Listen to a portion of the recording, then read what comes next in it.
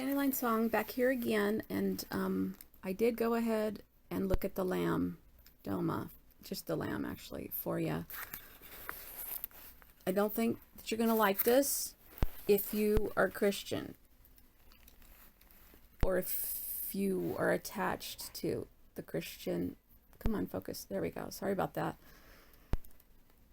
So what I see when I look here is we have a LA, which is a 13. This is why your black athletes that play the game with the Illuminati, they get the Lamarcus, they get the La in there. Not meaning that they are a bad person.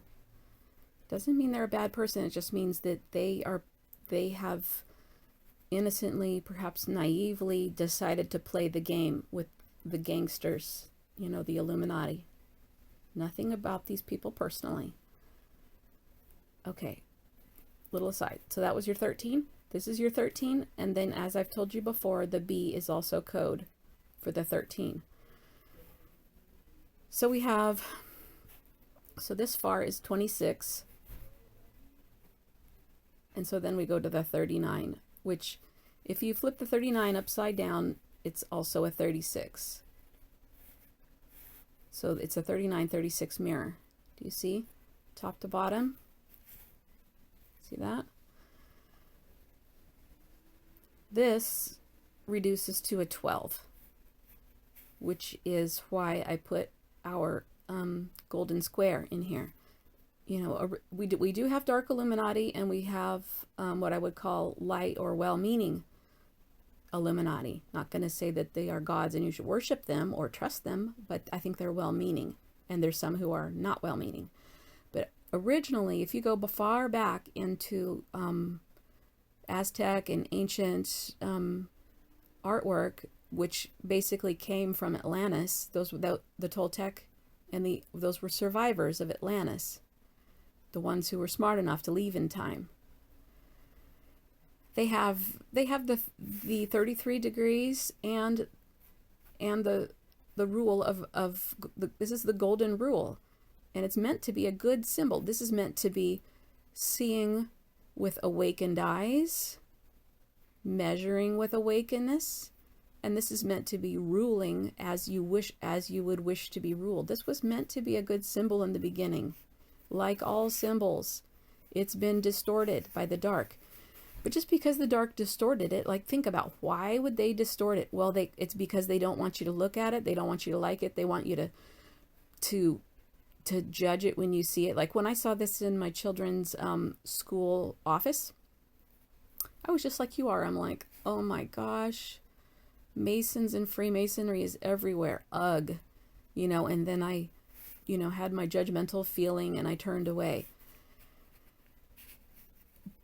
But then I started to realize that this symbol has been darkened, but it was meant to be a symbol of good intention of some of the ancient rulers.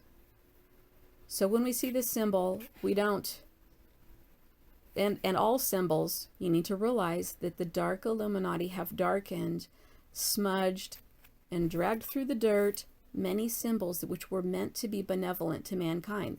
I really truly believe this was originally meant to be a guide for rulers, that either you rule with wisdom, you know, or you're going to wish later on that you didn't, because you're going to get stuck in this dome if you fall into the karma here. So we have our 39 and our 36. This I know is the triplet. This is the triplet of 666, which is the number of the field. That was the dimension that they were in when the pyramids were built, before Atlantis fell. I don't know how long and exactly what the timing was, but that's your other insight into how did these, you know, giant things get made. Well, first of all, there were giants, yes, and they were able to lift heavier things than we can imagine. But also, in the sixth dimension, when you imagined something, reality was more flexible. It was more dreamlike. Like if you're in a dream and you have control over your dream, you have deep wisdom and awakeness in your heart while you're dreaming, you can change your dream by picturing something. Like if a monster's running towards you, you can, have him trip and fall in some soap bubbles or something. I don't recommend violent action in your dreams. Even in your dreams, don't do that. You need to just defend yourself in non-harmful ways. So that's my little aside about the 666. What the symbolism of the 36 is. This is basically, you know, say if you think of this as a 666 trinity right here, it's also the seed of life, which is the first 8 numbers. I don't know if I can draw this.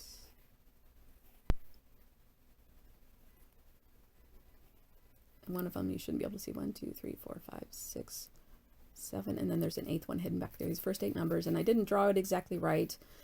If you go to a video called The Code of 9, it'll show you this. He does really good graphics. And all of these add up to 36, not including the 9, but every axis is a 9. This is the 36. And then if you can kind of flip that on a mirror, you would see that the inverse could be true, and that even though this isn't a triplet of 9s, this mirror, it would show the mirrors between the 9s and the 6s. Now, I know that a lot of people associate this with the speed of Saturn and the tie-in to Saturn, which is a little gloomy and satanic. So, you know, I don't even know if Saturn really has that speed, or if maybe the dark people are just saying that. I don't know. However, but what I do want to say about the 9s and the 6s is some of these sacred chalices that we have, the artisans encoded a lot of symbolism into them, and one of the things they encoded, which to me validates a lot of what Casey of Enter the Stars has been showing about the convex mirror dome, is in the bottom of the dome, in the bottom of their metallic golden chalice, they have 6s and 9s written on the inside of the bottom of this. And depending on how far away you are from the chalice, the 6s and 9s will have a they will throw a mirror reflection that inverts. Closer, it inverts one way. Farther, it inverts another way. So, you know, maybe they were talking about Saturn when they encoded that. I'm not sure. I just wanted to put that in about the chalices and how these older symbols might be useful for us to figure out what's going on. So we have the Lamb. What are we at? 8 minutes. Oh my gosh. Okay.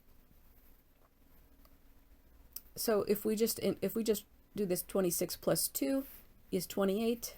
That is your cycle of revolution of the sun. This I believe the ancients think of as a manifestation cycle, and I believe that the people who are trying to use the dark magic with numbers and names and whatever, ley lines, whatever else they're trying to do, I think they think of this as a manifestation cycle. And so they try to use the leverage of this as a manifestation cycle. So the 13, 13, 13, I just want to show, I wrote this out because a 13 is the number of, it's the symbol of Ra. It's the zodiac with the center. And Ra's symbol in ancient Egypt is, I'm not going to do, it is this. It's the circumpunct.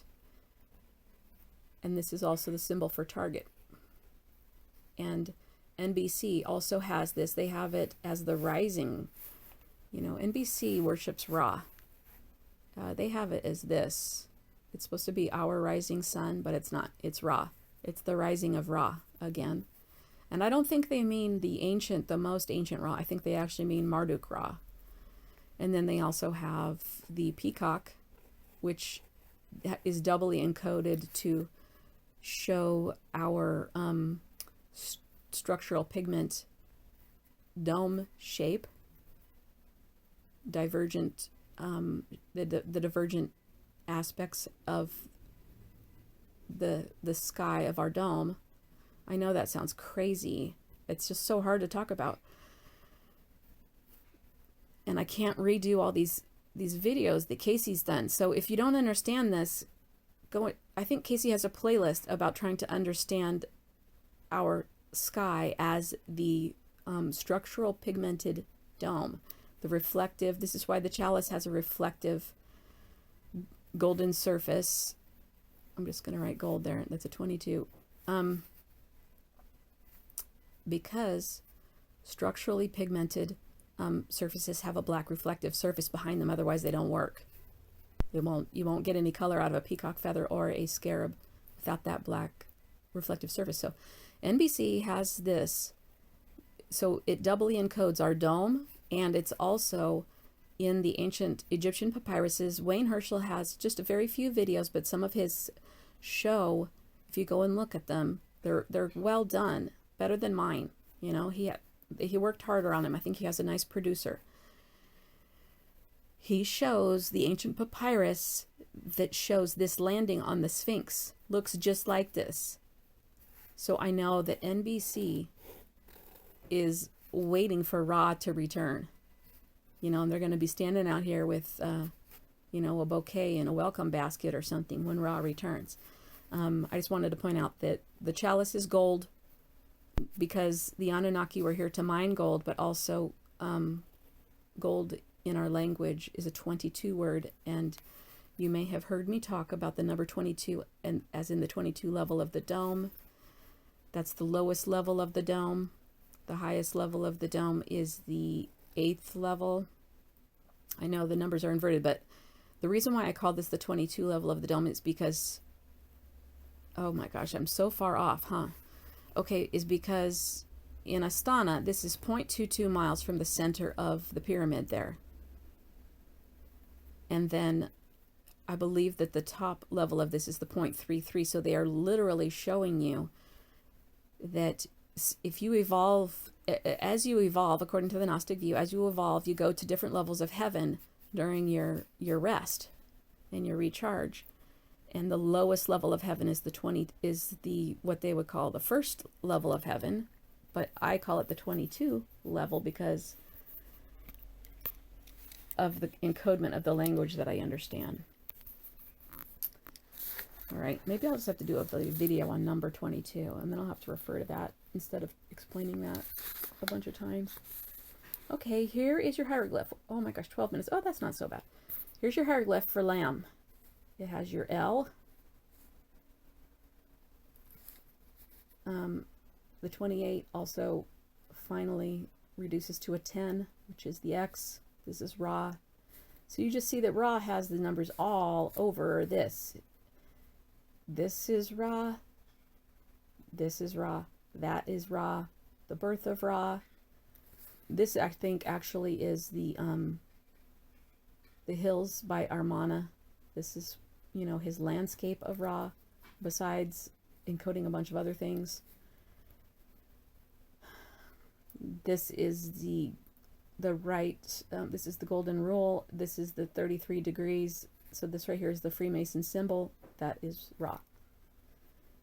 So I'm starting to think that the original Ra, the first manifestation of the four opposing sounds and their opposites of the Ankh, the first, I guess you could say, being was Ra or Ptah.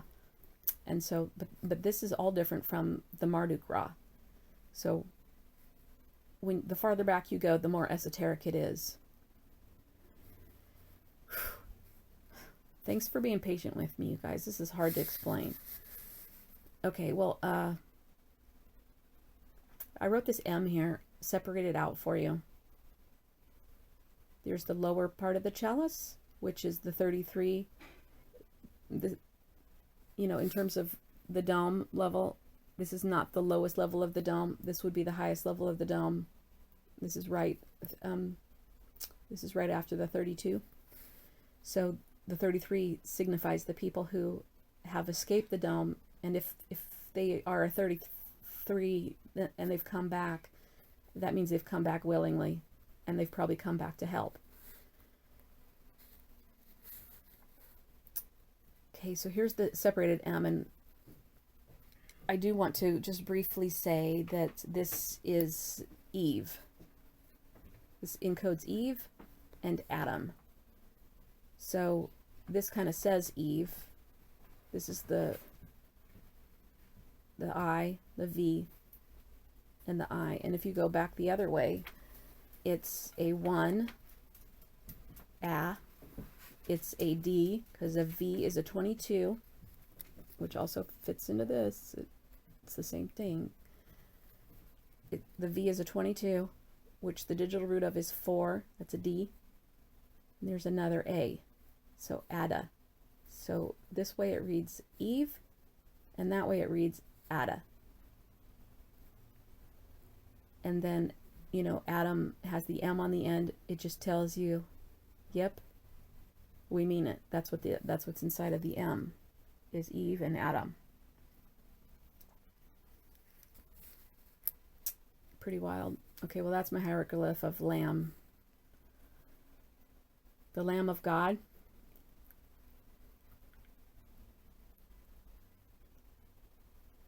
I think is the creation, you know, of the Creator, not these Anunnaki gods that came here and messed everything up and had nuclear wars. Not them.